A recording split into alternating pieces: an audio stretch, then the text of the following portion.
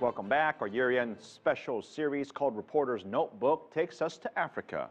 And this year's Ebola outbreak has severely damaged the economies there, even in countries that haven't reported a single case. Guy Henderson has more from Johannesburg. Now, the rand is nearing a 6-year low against the US dollar as 2014 draws to a close.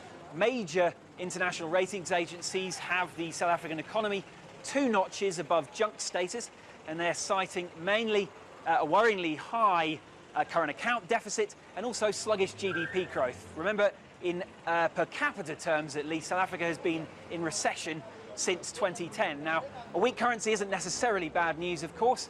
It can mean that exports are cheaper. It can lead to a boost in exports, except that some of the major sectors like manufacturing are still struggling to recover here after cheap imports, several years of cheap imports.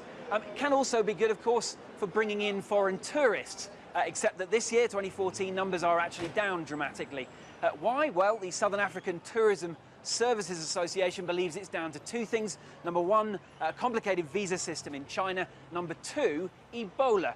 So SATSA are very keen to point out that the nearest confirmed case of Ebola to where I'm standing right now, you'd have to travel 5,822 kilometres and cross at least 12 national borders.